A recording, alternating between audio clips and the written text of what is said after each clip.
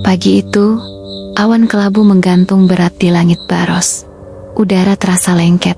Meski belum turun hujan, mobil minibus tua milik kantor yang membawa keluarga kecil itu berhenti di depan sebuah rumah 2 lantai berwarna krem pudar. Jalan ke-12. Tak ada pagar. Halamannya dipenuhi ilalang. Daun-daun kering menumpuk di sudut tangga depan. Pohon trembesi tua menjulang di sisi kiri. Seperti mengawasi dari ketinggian, Sekar turun lebih dulu, menggandeng Rino yang mengantuk dan masih memeluk boneka kodok hijau lusuhnya. Galang membuka pintu belakang, mengeluarkan koper-koper besar. Mereka tampak lelah setelah menempuh perjalanan 8 jam dari Jakarta. "Ini rumahnya?" tanya Galang pelan. Sekar mengangguk. "Iya," katanya, "milik pensiunan kepala sekolah." Di kontrakan, Galang memandang sekeliling. Tak ada satupun rumah lain yang tampak dekat. Jalan itu sunyi, hanya suara serangga dan gesekan dedaunan. Jauh di belakang, suara deru motor menghilang di telan tikungan. "Sepi banget," gumamnya. Ketika Sekar mendekati pintu, ia merasa Yarejerinia mendadak dingin, seolah hawa dari dalam rumah menyusup keluar melalui celah kusen. Kunci diputar, pintu terbuka perlahan, bau lembab dan anyir langsung menyergap, campuran aroma kayu lapuk dan sesuatu yang tak bisa Sekar kenali. Bukan bangkai, tapi juga bukan bau rumah kosong biasa. Lantai marmernya kusam, perabot tua masih tertata rapi, sofa beludru hijau tua, rak buku penuh debu, dan meja makan besar dengan 6 kursi berukir. Galang menyusuri ruangan, menyalakan lampu. "Kok agak dingin ya? AC belum dinyalain. Dari tadi aku juga ngerasa aneh," jawab Sekar. Ia menggendong Rino, menatap tangga menuju lantai 2. Anak itu menatap lurus ke atas. "Bu," bisik Rino. "Kok ada orang duduk di tangga?" Jantung Sekar seolah melompat. Ia menoleh cepat. "Tangga kosong." "Siapa, Nak?" Sekar berusaha tenang. Dia ngeliatin aku, terus bilang, "Jangan naik dulu." Galang menghentikan langkah. "Udah, ayo kita beresin dulu barang. Capek kali, dia kebanyakan nonton YouTube horor." Sekar tersenyum kaku, mengelus kepala Rino, tapi matanya tetap terpaku pada tangga. Malamnya, setelah semua barang diletakkan seadanya, mereka makan malam dengan nasi bungkus dan air mineral. Rumah itu terasa lebih dingin daripada sore tadi. Dinding-dindingnya seperti menyimpan napas. Rino sudah tidur di kamar anak lantai bawah. Sekar dan Galang duduk di ruang tengah sambil mengecek sinyal ponsel yang buruk. "Besok aku mulai kerja," kata Sekar. "Kamu yakin bisa handle Rino sendirian di rumah?" Galang mengangguk. "Tenang aja. Ini kan cuma rumah tua, bukan rumah hantu." Sekar hanya mengangguk, tapi entah kenapa, ia merasa baru saja masuk ke dalam sesuatu yang tidak bisa dilihat. Sesuatu yang sudah lama menunggu di dalam rumah itu. Malam makin larut. Di luar, angin berdesir pelan. Tapi, dari dalam rumah, sesekali terdengar suara kayu tua seperti ditekan perlahan. Seperti ada yang berjalan pelan-pelan di lantai atas. Sejak hari pertama, Sekar merasa ada sesuatu yang tidak bisa dijelaskan. Rumah itu tidak pernah benar-benar sunyi. Meskipun tak ada suara, malam dan siang tak terasa beda dingin, lembab, dan seolah menahan napas. Matahari bersinar cerah di luar, tapi dinding dalam rumah tetap dingin, seperti batu. Kaca-kaca jendela di lantai atas berembun dari dalam. Setiap hari, seperti rumah itu menghembuskan uap dari paru-paru Nia sendiri. Pagi hari kedua, Sekar bangun lebih awal. Galang masih tertidur, dan Rino menggeliat dalam selimut. Saat membuka pintu depan untuk menghirup udara segar, ia menemukan seekor kucing hitam duduk di ujung teras. Tubuhnya kurus, bulunya kusut, dan sebagian rontok. Tapi matanya menatap lurus ke arah tangga lantai 2, seolah menunggu sesuatu turun dari sana. Kucing itu tidak pernah masuk, hanya duduk, selalu di tempat yang sama. Pagi berikutnya pun begitu. Hari ketiga, keempat masih sama. Menatap ke tangga, Sekar mulai merasa tidak nyaman di malam hari. Meskipun semua lampu dimatikan, ia dan Galang mendengar suara langkah berat dari lantai atas. Perlahan, teratur, seperti seseorang berjalan bolak-balik. Kayaknya kita harus cek lot, Galang sempat berkata. Tapi Sekar memotong cepat. Rumah ini gak punya loteng, atap langsung ke genteng. Galang terdiam, mungkin suara kayu mengembang. Sekar tak menjawab. Ia tahu suara itu terlalu jelas, terlalu berat, dan terlalu nyata. Hari kelima, Sekar bekerja dari kantor baru. Rino ditinggal di rumah bersama. Ketika ia pulang sore itu, Rino langsung berlari padanya. Wajahnya pucat. Bu, tadi siang suara ibu manggil dari atas. Tapi aku tahu itu bukan ibu, katanya gemetar. Galang datang dari dapur. Dia tiba-tiba nangis sendiri di kamar. Bilang dengar kamu manggil dari atas. Sekar memeluk Rino erat. Suara kayak gimana? Rino menatap ibunya sambil berbisik. Suaranya pelan, tapi panjang. Kayak, Rino, sini nak. Sekar menoleh ke arah tangga hari itu juga. Mereka memutuskan mengunci semua pintu ke lantai 2. Tapi suara langkah itu tak berhenti. Kadang terdengar seperti seseorang sedang menggeser kursi. Kadang, suara bisikan samar. Dan kucing hitam itu masih duduk di sana. Setiap pagi, menatap seolah tahu apa yang tinggal di atas sana. Malam itu, mereka makan malam di ruang makan kecil yang menghadap taman belakang. Lampu gantung berkelap pelan, menggantung rendah di atas meja. Rino duduk di ujung meja, memainkan sendok dengan malas. Suasana hening. Hanya terdengar suara sendok beradu dengan piring, hingga terdengar suara gesekan pelan dari arah samping. Salah, satu kursi kayu yang tak diduduki siapapun bergerak mundur sedikit. Hanya sekitar 5 cm, tapi cukup terdengar. Kursinya berat, kaki kayunya kasar, tidak mungkin bergeser tanpa disentuh. Galang menoleh cepat. Lantai mungkin agak miring, katanya, setengah yakin. Sekar diam. Ia menatap kursi itu lama, seolah menunggu apakah ia akan bergerak lagi. Tidak malam itu, tapi esoknya saat mereka bangun, kursi itu sudah berpindah posisi. Bukan di meja makan, tapi di tengah ruang tamu, menghadap ke tangga. Sekar sempat bertanya pada Galang, yang menjawab santai, mungkin Rino dorong-dorong semalam. Tapi Rino, saat ditanya, hanya menggeleng pelan dan berkata, aku gak berani deket-deket kursi itu. Ada yang duduk semalam. Sekar terdiam. Maksudnya siapa? Yang tiara, yang suka manggil aku, jawab Rino cepat, lalu langsung berlari ke kamarnya. Malam berikutnya, kursi itu dipindahkan kembali ke ruang makan oleh Galang. Tapi keesokan paginya, kembali lagi ke tengah ruang tamu. Posisi sama, menghadap tangga, seolah seseorang duduk di sana dan mengawasi lantai 2.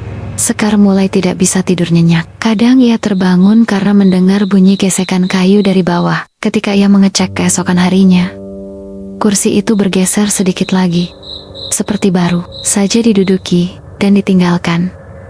Pada malam ke-7, Sekar memutuskan menaruh kursi itu di luar teras, tepat di sebelah kucing hitam yang kini selalu duduk dalam posisi yang sama, menghadap tangga. Namun keesokan paginya, kursi itu sudah kembali ke dalam rumah, dan kucingnya tak lagi di teras, tapi di atas anak tangga pertama, diam, menghadap ke bawah, menatap Sekar. Malam itu, Sekar sedang mencuci gelas ketika ia mendengar bunyi tiit. Perm, pelan dari ruang tamu. Suara itu asing di malam yang seharusnya senyap. Ia menoleh cepat. Di atas meja ruang tamu, mobil-mobilan mainan Rino yang sudah lama rusak dan tak lagi diberi baterai menyala sendiri. Lampu kecilnya berkedip dan suara mesin mainan terdengar nyaring. Mobil itu melaju pelan beberapa sentimeter, lalu berhenti sendiri. Lang, kamu lihat nggak? Tanya Sekar gemetar. Galang, yang datang dari dapur, menatap heran. Itu mainan yang udah rusak kan? Udah nggak ada baterainya. Aku buang sejak minggu lalu. Galang memeriksa mainan itu. Ia membuka kompartemen baterai di bawahnya. Kosong, tapi kabel kecil di dalamnya terlihat meleleh, seperti pernah terbakar. Mereka simpan kembali mobil itu di lemari mainan Rino dan mengunci pintunya. Tapi keesokan harinya, mobil itu berada di bawah tangga, diam, menghadap ke atas, persis di tempat kucing hitam biasa duduk. Rino menolak menyentuh mainan itu. Saat ditanya, ia hanya menjawab pelan, aku nggak mau ambil, mobil itu udah punya temanku sekarang. Teman yang mana? Tanya Galang. Yang suka duduk di tangga pas malam. Dia yang nyalain mobilnya. Sekar menatap Galang, matanya mulai berkaca. Malam berikutnya, suara mesin mainan itu terdengar lagi. Kali ini lebih jelas. Saat mereka menuruni tangga untuk memeriksa, mereka melihat lampu kecil mobil menyala sendiri, berkedip cepat, menghadap ke arah atas tangga, seolah menanti sesuatu datang dari atas. Kucing hitam kembali ke tempat biasanya, tapi kini ia mengeong pelan tiap kali melihat mobil itu.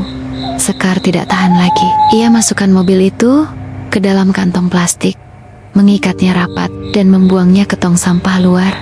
Namun pada pagi harinya, mobil itu kembali ada di ruang tamu, masih menyala. Dan di dinding tangga, dengan debu yang tergeser, ada jejak kecil telapak tangan menuju ke atas. Pagi itu, Sekar melihat Rino duduk menyilang di lantai kamar depan. Matanya menatap kosong ke pojok ruangan. Ia tampak asyik bercakap, tertawa kecil, lalu menyimak seolah sedang mendengarkan seseorang bercerita panjang. Main sama siapa nak? Tanya Sekar dari ambang pintu. Rino menoleh, tersenyum. Sama Pak Imam. Sekar mengerutkan dahi. Pak siapa? Pak Imam, ulang Rino. Dia tinggal di bawah lantai, tapi cuma naik kalau malam. Katanya dulu dia tinggal di sini terus, sampai semua orang pindah karena dia marah. Sekar mendekat, merasakan bulu kuduknya berdiri. Lantai kamar terasa lebih dingin dari biasanya. Ia mengamati sekeliling lantai keramik polos. Tak ada akses ruang bawah, bahkan tidak ada celah sedikit pun.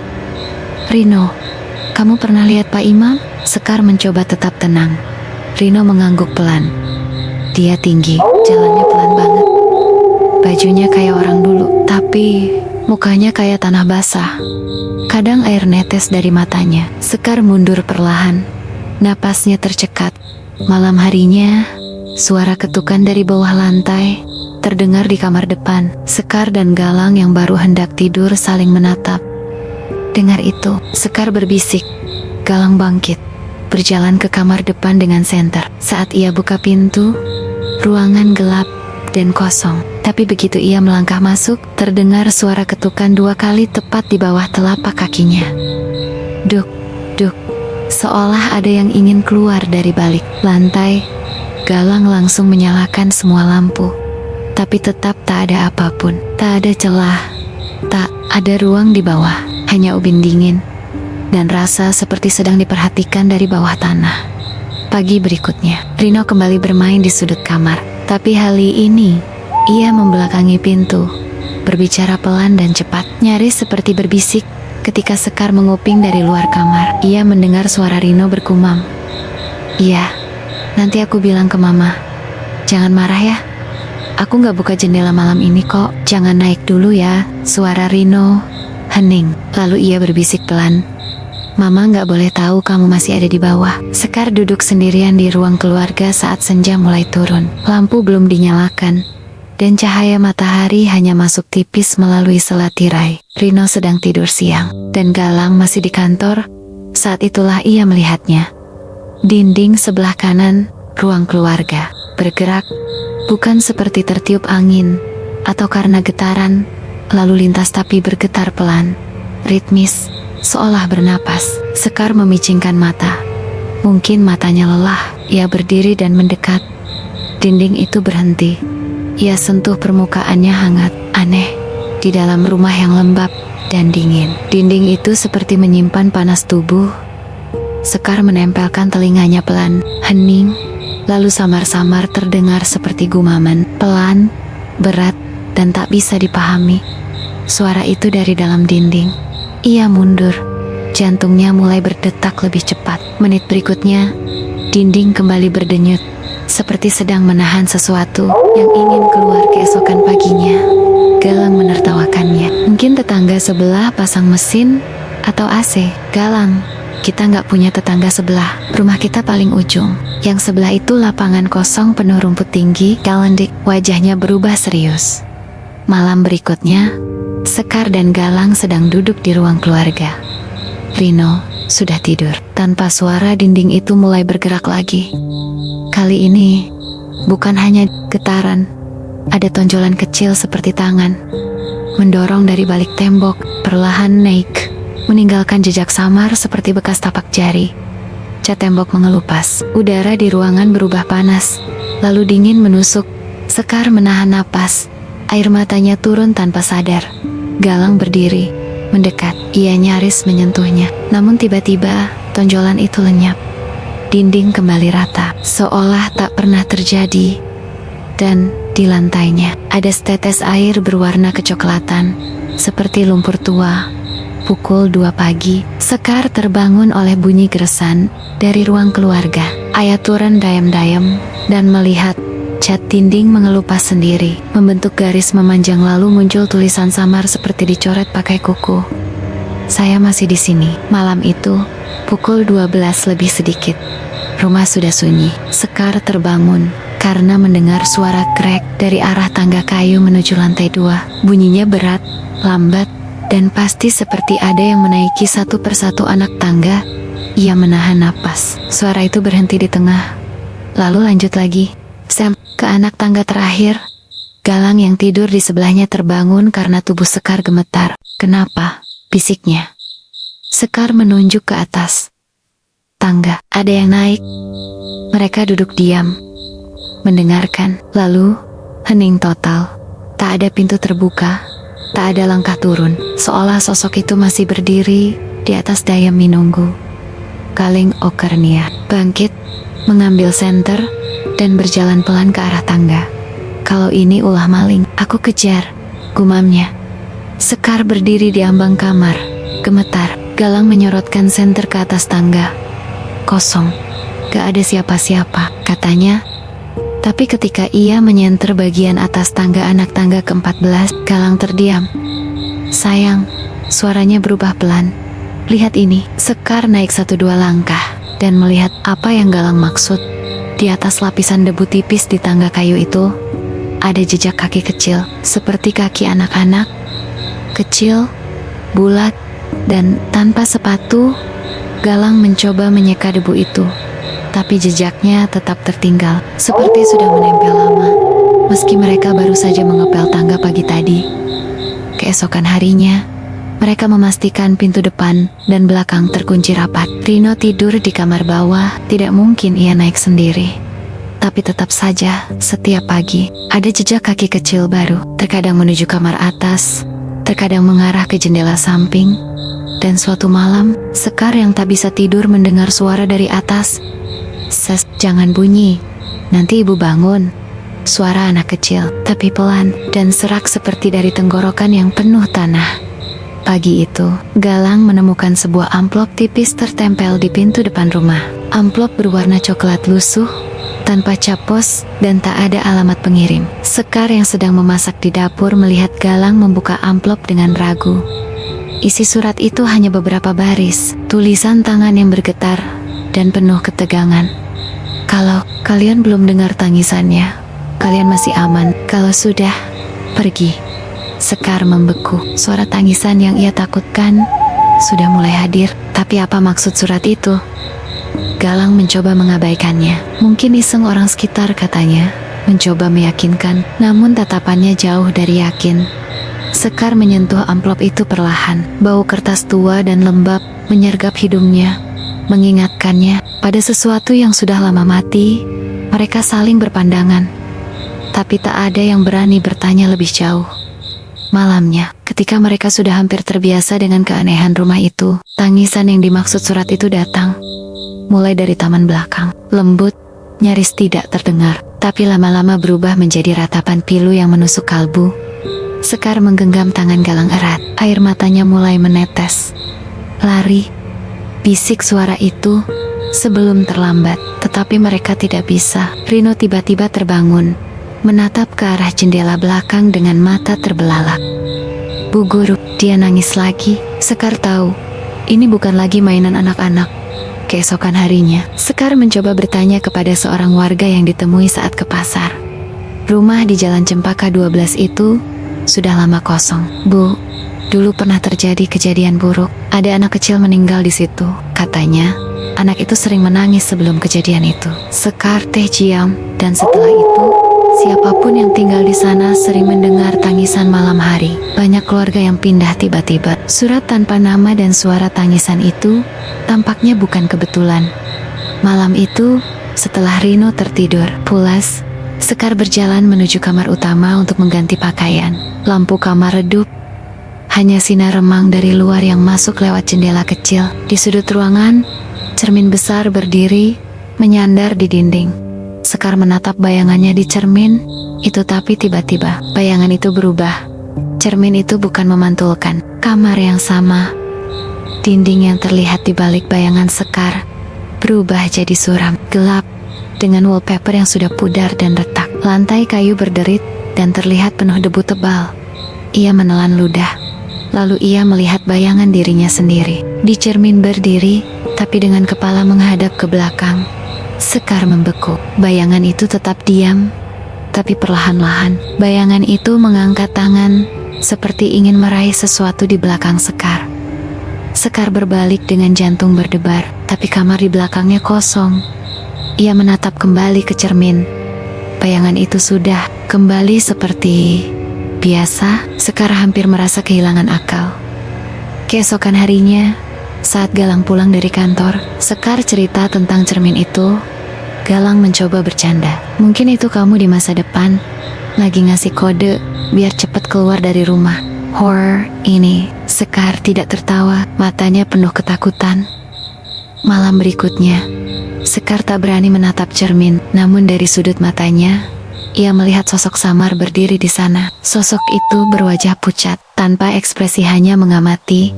Malam sudah larut ketika Sekar terbangun karena sesuatu yang aneh. Ruangan terasa hangat, tetapi bukan dari api atau lampu. Ia terdiam saat mencium aroma menyengat. Bau itu seperti daging gosong, terbakar, tapi anehnya bukan dari dapur. Sekar bangkit, berjalan pelan ke ruang tengah. Bau itu semakin pekat, menusuk hidung dan membuat perutnya mual. Ia mengecek dapur. Kompor Marty. Tidak ada asap, tidak ada api. Galang ikut bangun karena bau itu. Ini bau apa ya? Mereka berdua keluar kamar, mencari asal bau. Sekar merasa bau itu berasal dari sela-sela lantai kayu ruang tamu, yang sudah tua dan mulai retak di beberapa bagian. Kayaknya dari bawah lantai. Sekar berbisik, gemetar. Galang menatap lantai itu, lalu berkata, "Kita harus cari tahu apa yang terjadi." Aroma bau daging terbakar itu selalu muncul hampir tiap malam. Setelah pukul 2 dini hari, Rino yang biasa tidur pulas mulai sering terbangun dan menangis tanpa sebab. Sekar merasa ada sesuatu yang terperangkap di bawah lantai rumah itu. Sejuk, yang ingin bebas. Mereka berdua mulai merasa rumah itu bukan hanya dihuni oleh mereka, tapi oleh sesuatu yang jauh lebih gelap dan kelam. Malam itu, suasana rumah terasa tegang. Bau daging gosong masih menguar samar di udara. Sekar sedang menyiapkan susu untuk Rino di ruang makan, ketika tiba-tiba ia menyadari putranya hilang dari pandangan. "Rino," panggilnya pelan. Suara mulai gemetar. Galang ikut mencari, menyisir setiap sudut rumah, tapi 5 menit berlalu tanpa tenda-tenda. Jantung Sekar berdegup cepat. Rasa panik mulai menguasai. Tiba-tiba, di bawah meja makan, Sekar menemukan Rino duduk diam. Tubuh kecilnya membungkuk, tatapannya kosong dan tanpa ekspresi. "Rino, kamu kemana tadi?" tanya Sekar dengan suara bergetar. Anak itu menoleh perlahan dan berkata dengan suara datar, "Pak Imam suruh aku diam dulu. Dia lagi naik." Sekar dan Galang saling berpandangan. Napas mereka sesak. "Siapa Pak Imam?" "Nak," tanya Galang dengan suara pelan. Rino hanya menunduk, tak menjawab lagi. Sekar merasakan bulu kuduknya berdiri. Mereka tahu, sosok yang disebut Rino bukanlah manusia biasa. Malam itu, Sekar memutuskan untuk menjaga Rino dengan lebih ketat. Tapi beanggen Pak Imam terus membayang. Malam itu, listrik di rumah mendadak padam, entah karena apa. Sekar dan Galang sudah siap dengan lilin dan senter, berharap malam tetap tenang. Namun, dari ruang tamu, terdengar suara televisi menyala. Sekar melangkah hati-hati ke sana. TV yang biasanya dimatikan rapat-rapat tiba-tiba menampilkan layar biru, seperti menunggu sesuatu. Sekar segera mencabut kabel listriknya. Namun anehnya, layar TV tetap menyala selama 5 detik, memancarkan cahaya biru pucat yang menusuk mata. Sebelum akhirnya mati sendiri, Galang yang ikut melihat kejadian itu hanya bisa geleng kepala. Ini sudah keterlaluan, katanya. Napas memburu. Sekar merasakan ada sesuatu yang tidak beres. Rumah itu seolah-olah hidup sendiri, menolak untuk benar-benar gelap. Malam itu, bayangan di sudut ruangan terasa lebih pekat, dan suara bisikan samar mengisi udara. Dini hari yang sunyi, Galang terbangun karena haus. Ia berjalan pelan menuju dapur, menyalakan lampu lengket-lengket dengan hati-hati agar tak membangunkan Sekar dan Rino. Saat melangkah ke sudut dapur, ia melihat bayangan besar berdiri tegak di sana. Tinggi bayangan itu hampir 2 kali tinggi manusia. Biasa, tubuhnya samar seperti asap hitam yang berputar pelan. Galang membeku, napasnya tersangkut. Ia mencoba melangkah maju, tapi bayangan itu tak bergerak, hanya menatap. Ketika Galang mengulurkan tangan untuk menyentuh, bayangan itu tiba-tiba mengeluarkan suara gemeretak seperti tulang yang patah. Berulang kali membuat darahnya membeku. Bayangan itu lalu menghilang secepat kilat, meninggalkan udara dingin yang menusuk kulit. Galang tercekat, menunduk dalam-dalam, mencoba menenangkan diri. Esoknya, Galang enggan bercerita penuh pada Sekar, tapi tatapan kosongnya mengungkapkan ketakutan yang dalam. Malam itu, Sekar dan Galang duduk di ruang tengah setelah selesai menonton televisi. Rino sudah tidur pulas di kamar utama. Tiba-tiba terdengar suara tawa anak kecil yang pelan, nyaris seperti bisikan, datang dari arah ruang tengah. Sekar dan Galang saling berpandangan, bulu kuduk meremang. "Rino?" tanya Sekar pelan, tapi tak ada jawaban. Ketika mereka mendekati meja makan, sebuah gelas berdiri di sana mulai bergerak perlahan, seperti didorong tangan tak terlihat. Gelas itu bergeser ke tepi meja, lalu jatuh pecah di lantai dengan suara keras. Galang segera membersihkan pecahan gelas sambil berkata, "Ini bukan main-main lagi, Sekar." Sekar menggenggam tangan Galang. Hatinya mulai dipenuhi rasa takut. Malam itu, suasana rumah sunyi. Hanya suara angin yang menari di luar jendela. Tiba-tiba, Sekar terbangun oleh suara gumaman Rino dari kamar kecilnya. Ia melangkah pelan menuju kamar anaknya. Rino terbaring dengan mata terpejam, namun suaranya lirih, mengigau sebuah lagu aneh yang tak pernah didengar Sekar sebelumnya. "Tutup matamu, jangan lihat." Pak Imam belum selesai menanam, nada lagunya datar, tanpa intonasi, mengulang mantra yang terpatri dalam pikirannya. Sekar berdiri terpaku, jantungnya berdebar tak karuan. "Pak Imam, lagi menanam apa, Nak?" tanya Sekar perlahan, tetapi Rino tetap terpejam dan terus bernyanyi. Galang datang dan ikut mendengarkan dengan wajah semakin pucat. Malam itu, bayangan Pak Imam semakin nyata dalam rumah itu. Malam itu, Sekar dan Galang tidur dengan rasa cemas yang sudah membekas selama berminggu-minggu. Suasana di rumah terasa tegang, seperti menunggu sesuatu yang buruk. Tiba-tiba, mereka terbangun oleh suara derit keras yang terjadi secara bersamaan dari seluruh penjuru rumah. Seketika, semua pintu mulai membuka sendiri: kamar utama, kamar anak, kamar mandi, lemari pakaian, bahkan pintu kulkas di dapur. Udara di rumah terasa dingin dan hampa, seolah tidak ada kehidupan di dalamnya. Sekar dan Galang berdiri membeku, saling bertatapan dengan mata melebar, tak berani bergerak. "Ini bukan sekadar gangguan biasa," bisik Galang, suaranya bergetar. Sekar mencoba menutup pintu satu persatu, tapi semuanya terbuka lagi dengan bunyi derit menyeramkan. Malam itu, Rama Sempaka 12 terasa seperti terjebak dalam kekuasaan, sesuatu yang sangat kuat, sesuatu yang menguasai setiap sudutnya. Pagi itu, Sekar memutuskan untuk mandi lebih awal agar merasa sedikit segar sebelum memulai hari. Namun, saat air shower menyala, air yang keluar tidak seperti biasanya. Air berubah hitam pekat, seperti tinta yang mengalir deras dari pancuran. Sekar terkejut dan berteriak, langsung menutup keran. Galang yang mendengar segera berlari ke kamar mandi. Begitu ia masuk, air tiba-tiba berubah kembali normal, bening dan jernih seperti biasa. Tapi udara di dalam kamar mandi terasa aneh, ada bau amis yang kuat, seperti darah segar yang meresap ke dalam pori-pori. Sekar menutup hidungnya, merasa tubuhnya merinding.